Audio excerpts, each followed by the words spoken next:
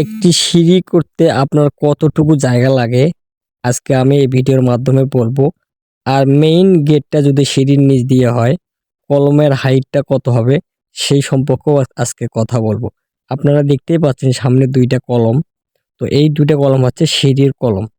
তো সম্পূর্ণ ভিডিওটা দেখবেন, তাহলে আপনারা বুঝতে পারবেন।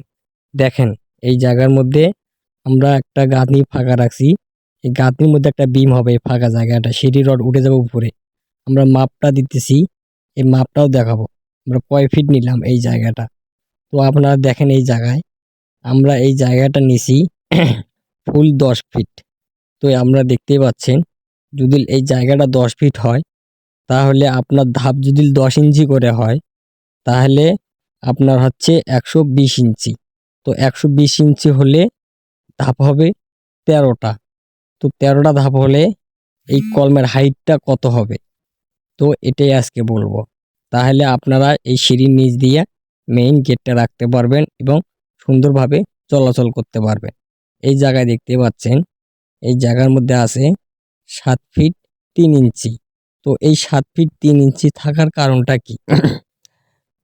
এই কারণটা হচ্ছে, আপনারা যখন সিঁড়ির নিচ দিয়ে চলাফেরা করবেন, এই 7 ফিট 3 ইঞ্চি রাখার কারণ হচ্ছে আপনারা এই সিঁড়ির নিচের মধ্যে একটা কেসি গেট ব্যবহার করতে পারবেন।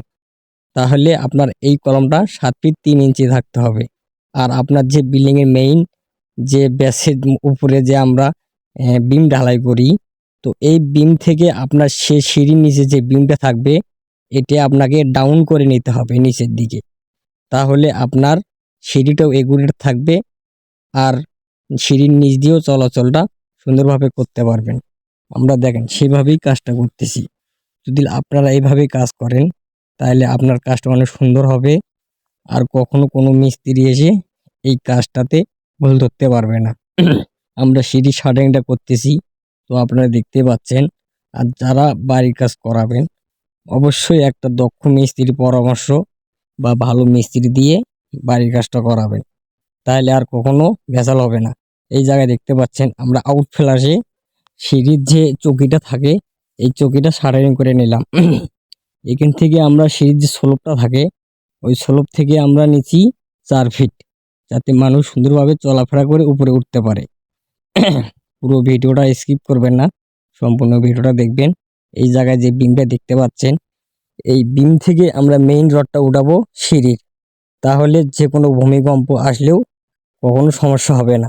আর এই বিমের উপরের মধ্যেই কিন্তু এই সিঁড়ির বিমটা পড়ে গেল, তাহলে আরও অনেক শক্তিশালী হলো। তো আপনারা এই সিস্টেমে সবসময় কাজটা করবেন, তাহলে কাজটা অনেক সুন্দর হবে। আজকের এই ভিডিওটা যদি আপনাদের মাঝে ভালো লাগে, অবশ্যই লাইক কমেন্ট শেয়ার করে আমার চ্যানেলটা সাবস্ক্রাইব করে রাখবেন। পরবর্তী সুন্দর সুন্দর ভিডিও দেখতে পারবেন।